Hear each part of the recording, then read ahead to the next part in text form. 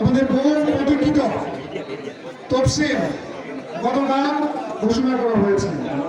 মানুষের মধ্যে একটা সংশয় ছিল যে নির্বাচন হবে কি হবে না, কিন্তু আজকে জনগণের যে ইচ্ছা, প্রান্তিক পর্যায়ে মানুষের যে ইচ্ছা, অতি শীঘ্রই একটা নির্বাচন করা হোক, সেই ইচ্ছা অনুযায়ী বর্তমান অন্তর্বর্তীকালীন সরকার গতকাল নির্বাচনের তফসিল ঘোষণা করেছেন। আমরা এই তফসিল ঘোষণাকে স্বাগত জানাই, সাধুবাদ জানাই এবং ধন্যবাদ জানাচ্ছি তাদেরকে, অন্তর্বর্তী সরকারকে। প্রিয় ভাইরা, আমাদের নেতৃবৃন্দ খুব অসুস্থ। উনি শুধু আমাদের দলের নেত্রী না, উনি এই দেশের 17 কোটি মানুষের নেত্রী।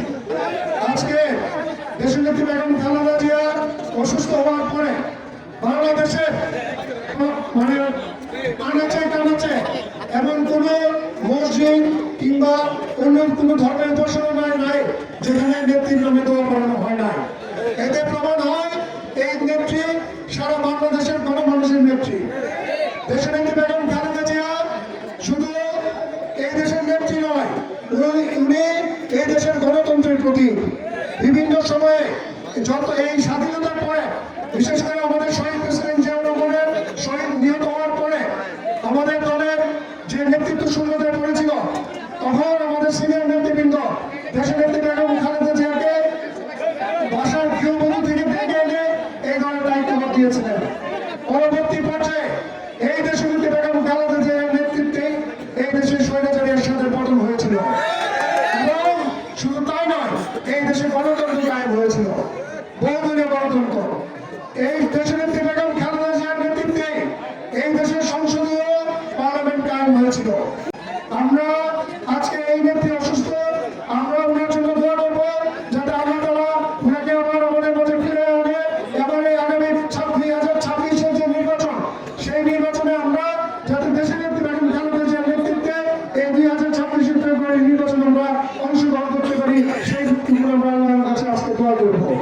আমি এর আগেও বলেছি যে আজকের এই আমাদের সভা, এটা হবে আমাদের দেশের নেত্রী বেগম খালেদা জিয়ার রোগ মুক্তি কামনার জন্য এবং উনি যাতে সুস্থ হয় আর সুস্থ হয়ে আমাদের দলে আগামী দিনে যে নির্বাচনের নেতৃত্ব দিতে পারে, সেই কারণে আজকে আমরা ওনার জন্য দোয়া করবো। আপনারা যারা উপস্থিত হয়েছেন, যারা এই দূর দূরান্ত থেকে এসে উপস্থিত হয়েছেন এবং এই দোয়ায় সামিল হয়েছেন, সবাইকে আমার পক্ষ থেকে, আমাদের দলের পক্ষ থেকে আন্তরিক অভিনন্দন এবং ধন্যবাদ এবং কৃতজ্ঞতা প্রকাশ করছি। সবাইকে ধন্যবাদ জানাচ্ছি। এবং আমি আগেও বলেছি যে আগামী 21শে জানুয়ারি যখন নির্বাচন কমিশন আমাদের নির্বাচনের সমাবেশ করার জন্য অনুমতি দিবে, আমরা এই রামনাইলে আমরা ঢাক ঢোল পিটিয়ে আমরা একটা নির্বাচনী সমাবেশ করব। সবাইকে আমি যারা উপস্থিত হয়েছেন সবাইকে আমরা আমার পক্ষ থেকে ধন্যবাদ জানিয়ে আগে বক্তব্য শেষ করলাম। খোদা হাফেজ। ধন্যবাদ।